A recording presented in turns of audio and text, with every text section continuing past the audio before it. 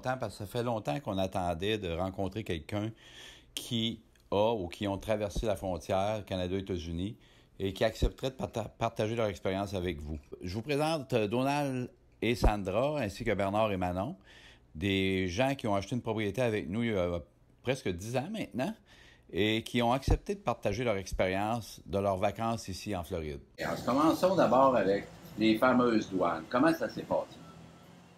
Ben, les douanes, ça a quand même bien été. C'est un peu plus long. Entre nous, on a passé par Toronto parce qu'on n'a pas de voile à Bagotville.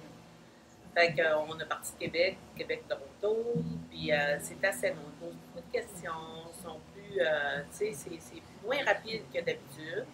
Mais je te dirais qu'en général, ça a bien été. C'est sûr que nous, on avait juste 2 carry-on, on n'avait pas de bagages, puis on a une maison ici. Fait que quand tu mentionnes ça, ben c'est, tu sais, puis on donne toujours la même adresse quand on passe, tu sais, parce que nous, on fait des in-and-out souvent. Est-ce que vous avez eu à un moment donné un peu peur qu'ils vous refusent d'entrer aux États-Unis? Non, ça ne m'a pas posé la question parce que Bernard était arrivé avant moi. Il est arrivé une semaine avant nous. Puis ça avait l'air à avoir bien été. Non, super bien été.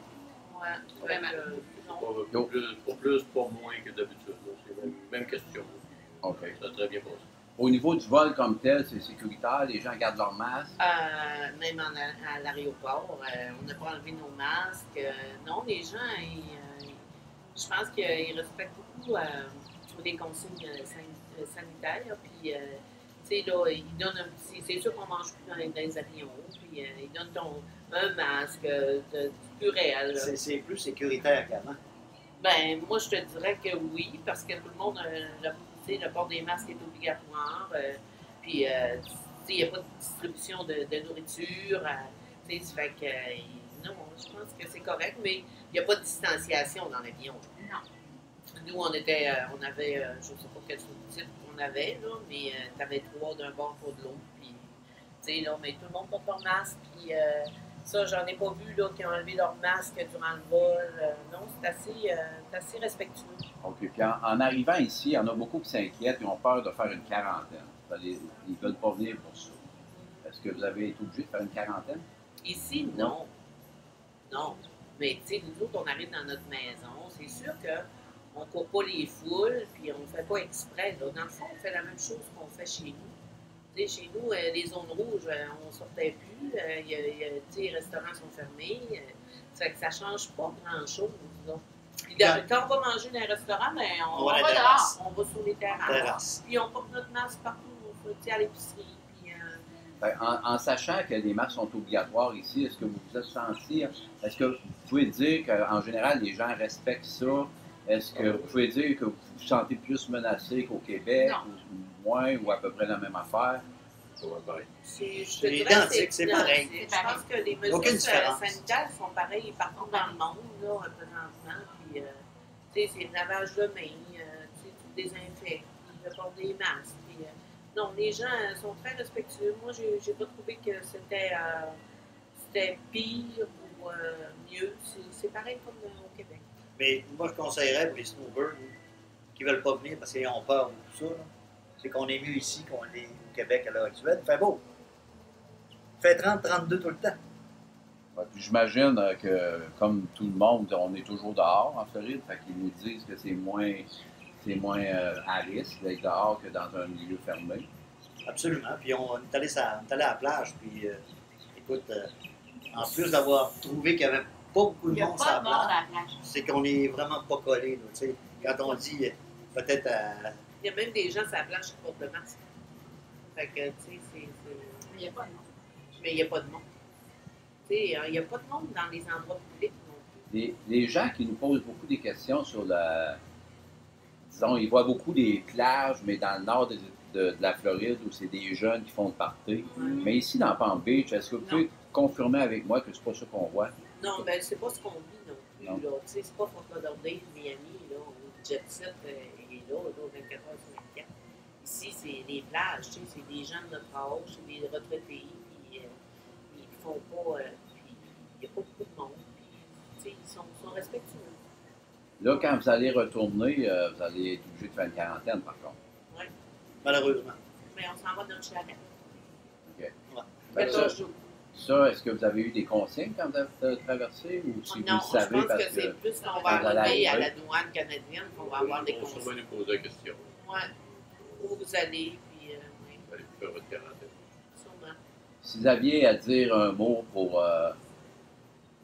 on ne veut pas dire qu'on veut inciter les gens à ne pas respecter les directives des gouvernements qui disent de ne pas voyager. Mais par ailleurs, il y en a qui veulent voyager qui ont un peu peur à tout ce qui entoure le fait que les gros chiffres aux États-Unis, les gros cas en Floride, etc., etc. Votre expérience personnelle, est-ce que vous pensez que c'est possible de venir en Floride sans être à risque? Ben, sans être à risque à 100%, je te dirais non, pas plus que chez nous. Je pense que ça dépend de ce que tu vas aussi. Tu sais, nous, on arrive dans notre maison, on a notre extérieur, on n'est pas dans le condo, on n'est pas dans le bloc appartement.